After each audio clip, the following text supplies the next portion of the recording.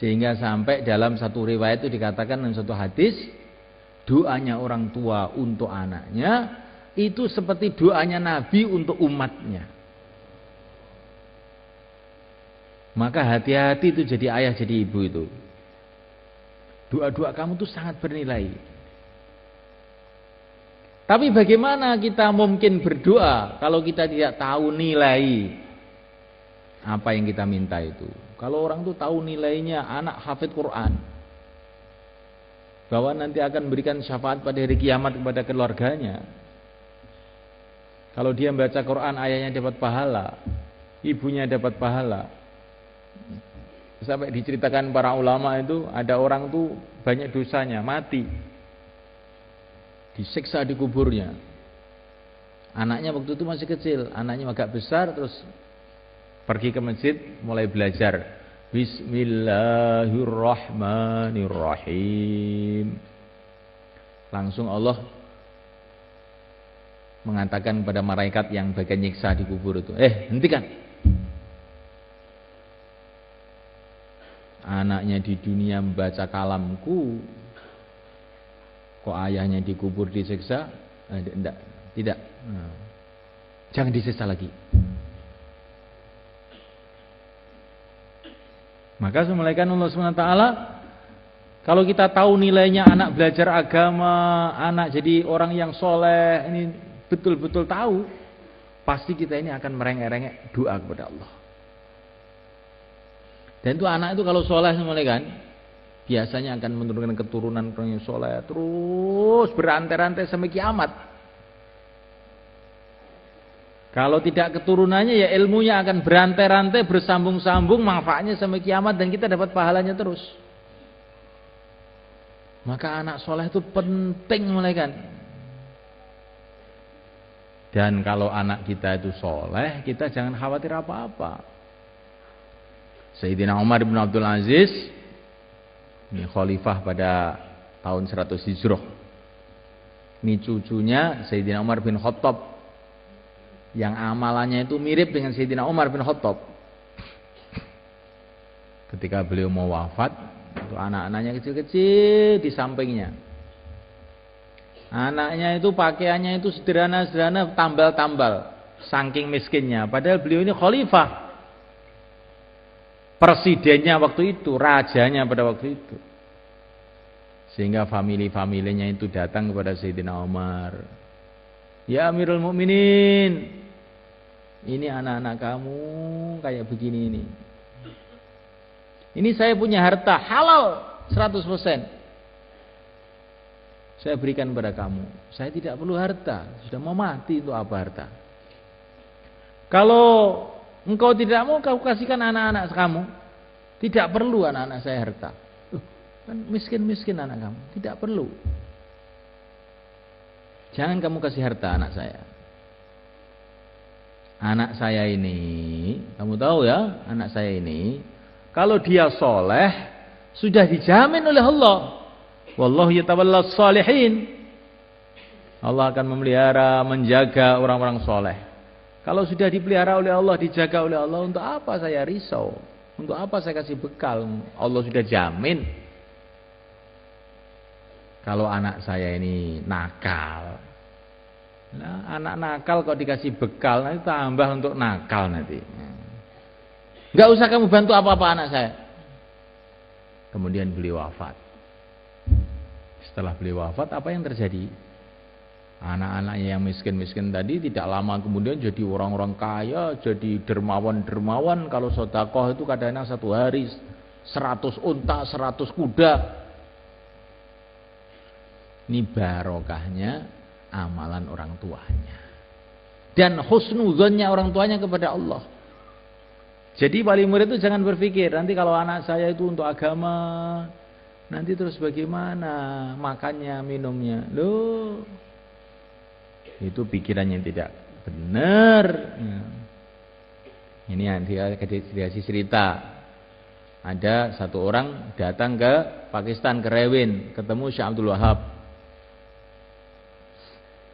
Maka orang tadi mengatakan, Syekh, anak saya ini 5, yang 4 itu sudah punya pekerjaan semua, sudah mandiri semua. Tapi yang satu ini hanya ngaji saja, Syekh. Doakan ya supaya ini yang ngaji ini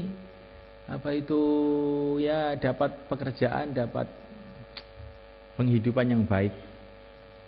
Maka Syekh Abdul Wahab itu marah, melotot. Bodoh kamu.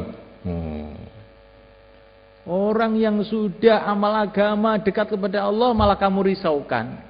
Anak kamu yang ngurus dunia saja malah katanya sudah kamu rasakan aman. Kamu itu minta doa keliru. Mestinya kamu itu yang 4 ini belum amal nih, Syekh. Kamu doakan dia dapat hidayat begitu, bukan yang sudah amal malah kamu risaukan, yang tidak amal malah tidak kamu risaukan. Ini orang kualik ndasmu. Ngoten lho, Pak. Pikirane wong ngoten niku. Mboten. Niki mun kula tingali mulai zaman biyen. Mulai zaman dulu enggak ada kiai kelaparan tuh enggak ada. Malah sekarang tuh banyak kiai mati karena kegemukan. Ya. Kebanyakan makan. Ya. Bukan kelaparan. Kemarin saya baru akad walimah di Syafi'iyah itu, ada anak-anak yang saya kirim ke Bunta itu.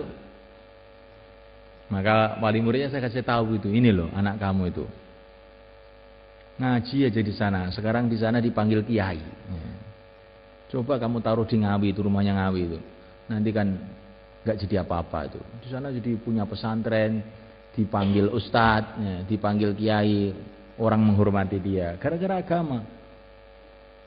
Gak usah kamu pikirkan makanannya. Sampai sekarang itu juga masih makan terus anak kamu. Gemuk lagi nih sekarang. Jadi jangan gara-gara urusan-urusan dunia kemudian kita ini lemah dalam mendidik anak kita untuk agama. Ini bukan berarti terus orang agama itu gak boleh kerja, bukan begitu. Tapi jangan takut urusan itu. Kalaupun orang agama itu kerja, niatnya ibadah, cari rezeki yang halal itu ibadah. Tapi rezeki itu sudah ditulis. Rezeki itu sudah ditulis oleh Allah. Kalau orang itu memang ditulis oleh Allah itu kaya, ya tetap kaya. Kalau ditulis miskin, ya tetap miskin. Tidak ada kaitan dengan kecerdasan, tidak ada kaitan dengan kepintaran, tidak ada kaitan dengan ijazah. Itu saya punya kiai di Banten tuh, Mbah Dim itu, Abah Dimyati itu. Beliau cerita sama saya itu, Gus, saya ini sejak kecil ngaji aja sampai tua begini. Tapi perasaan saya ini kok ilmu yang saya dapatkan itu sedikit saja. Tapi saya ini nggak pernah belajar cari uang, nggak pernah sekolah, SD aja juga tidak. Tapi uang saya banyak Gus sekarang. Rumah saya di mana-mana. Sawah saya juga banyak. Sudah tua saya baru tahu itu. Rezeki itu dari Allah. Paham insyaallah? Nah. Karena ini wali murid itu macam-macam. Walaupun macam-macam bagaimana, tanamkan yakin.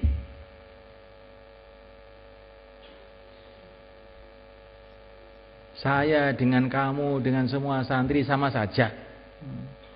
Maksudnya sama saja itu gimana? Rizkinya dari Allah. Jangan khawatir orang tidak makan di dunia ini. Namanya lalat saja dikasih makan oleh Allah. Masa hafid Quran nggak dikasih makan? Ya insya Allah akan makan lebih banyak lagi kamu insya Allah tahun ini. Kenapa di pondok itu makannya cuma 2 kali? Supaya kamu latihan mujahadah, bukan karena pondok gak punya makanan, bukan ya. Kedua kali supaya kamu lebih sehat. Untuk ilmu-ilmu kedokteran yang paling canggih sekarang itu, kebanyakan orang itu sakit gara-gara banyak makan, bukan karena kurang makan. Yang ketiga kali, yang lebih penting lagi, memang rezeki kamu ya 2 kali itu. Ini yang paling penting ya. Jadi jangan ini di Al-Fatah makan cuma 2 kali. Wah, kalau rizkinya itu 3 kali, akhirnya dia 2 kali dari pondok ke warung 1 kali, malah 2 kali. Jadi 4 kali makannya. Itu anak-anak itu ada yang gemuk-gemuk gede-gede. Kamu tuh dikasih makan 2 kali kok bisa gemuk begitu? Lah ke warungnya 2 kali juga, Pak. Oh, Masya Allah. Lah ini ya. Jadi semulaikan Allah Ta'ala. Karena ini kata Imam Ghazali itu ujian. Di antara ujian orang dalam mengamalkan agama, belajar agama itu dia memikirkan masalah ekonominya.